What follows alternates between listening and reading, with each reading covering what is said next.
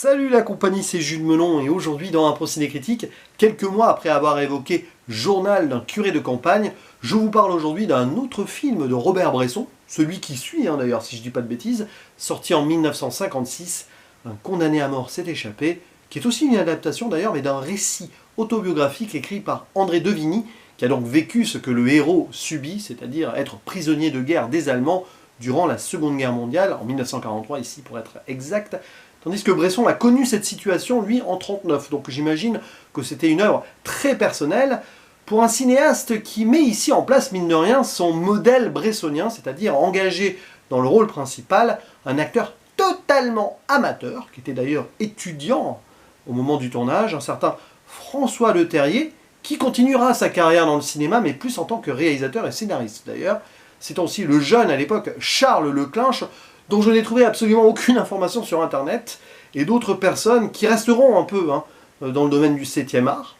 Et alors, pour faire simple au niveau du synopsis, on va suivre le lieutenant Fontaine, donc un résistant français, qui se fait arrêter par les Allemands et qui est mis en prison. Bon, c'est assez simple sur le papier, et il ne va avoir qu'une seule obsession, forcément, c'est en sortir, établir un plan d'évasion. Ce n'est pas simple, il est très observateur, il écoute, il prend son temps, et avec courage, abnégation, il arrivera peut-être à ses fins, tout en croisant les doigts de ne pas être fusillé avant d'y arriver, parce que c'est aussi ça le risque. Et dès la scène d'introduction, d'ailleurs, on voit qu'il a déjà cette envie, forcément, avant d'être mis dans cette prison, dans la voiture et tout. Belle tension d'entrée qui nous montre d'emblée qu'il n'a plus qu'un seul but, forcément. Il veut continuer sa résistance, maintenant qu'il est prisonnier, c'est en sortir de là et continuer à vivre sa vie en liberté. Vous voyez, c'est intéressant ça.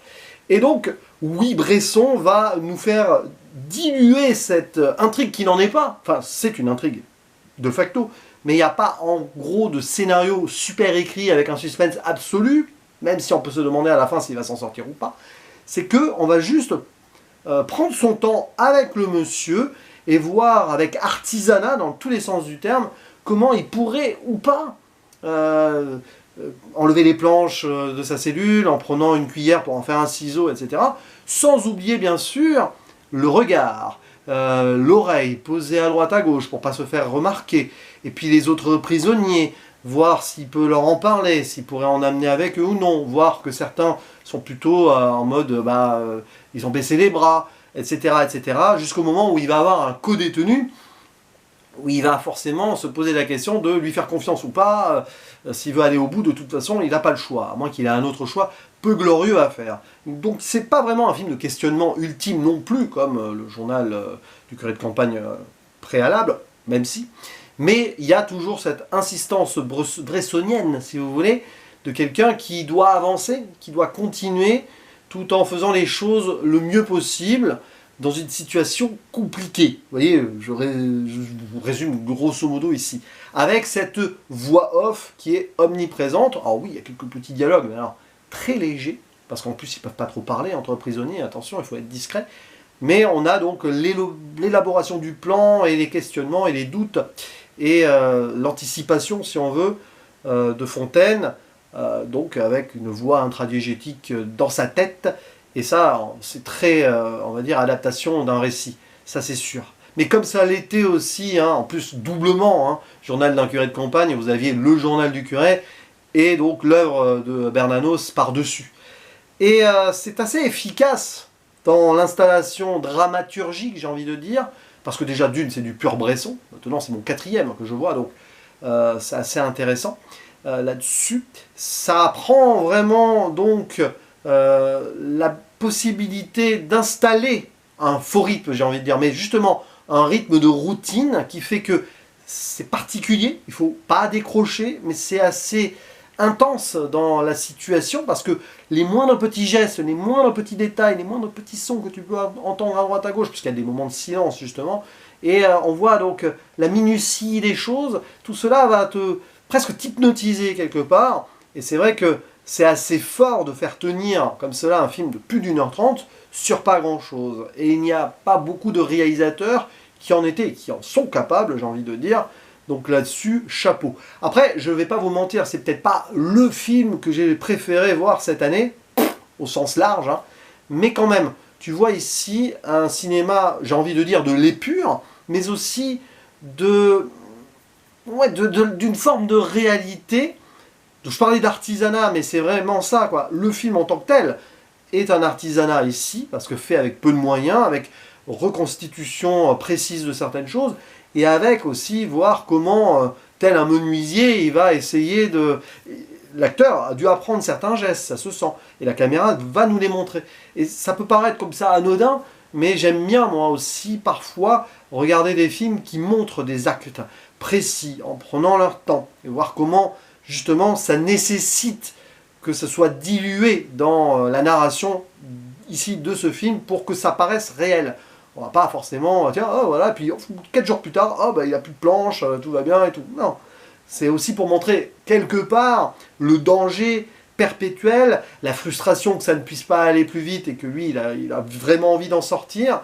Et puis ne pas oublier qu'il n'est pas seul dans cette prison. Bien sûr, il y a les gardes, mais il y a les autres autour. C'est amusant d'ailleurs parce qu'on a un personnage de pasteur, histoire de Bible et tout.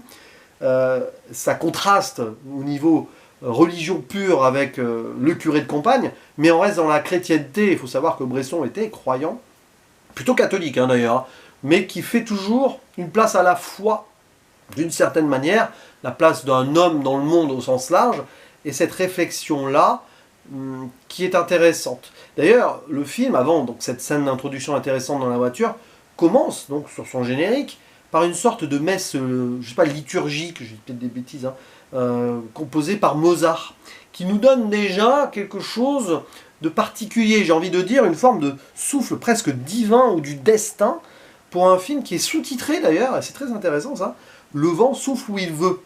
Le vent du destin aussi, et cette élévation potentielle de l'âme portée par le vent, à travers ici quelqu'un qui, de façon très manuelle, en prenant son temps, va réussir à construire, peut-être, sa liberté. D'ailleurs, le côté un peu charpentier, hein, là aussi on en revient à la religion chrétienne d'une certaine manière.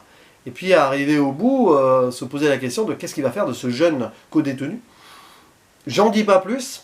C'est vrai que c'est presque le moment le plus touchant du film sur ce qui peut arriver ou pas, et l'émancipation ou non finale, à deux ou seul, je vous laisse comme ça découvrir, mais je trouve ça assez malin, entre guillemets, hein, de finir le film ainsi. Alors c'est peut-être ce qui s'est passé vraiment, ce qu'il y avait dans le bouquin, j'imagine, enfin, j'en sais rien, il peut y avoir des rajouts aussi, mais ça donne quelque chose d'autre, en fait, après un film où on est vraiment resté sur ce personnage principal, en mode attente, en mode je prends mon temps, en mode j'élabore mon plan, en mode je souffre aussi au début. Hein.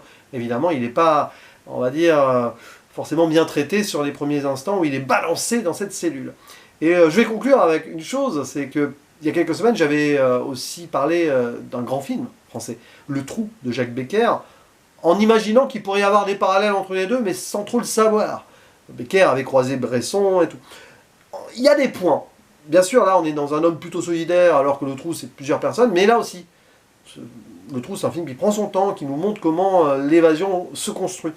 Mais c'est pas tout à fait pareil au niveau approche, au niveau, justement, avec la voix off et tout. C'est vraiment ici purement Bresson, et c'est bien. Voilà, c'est un film que je vous conseille, évidemment.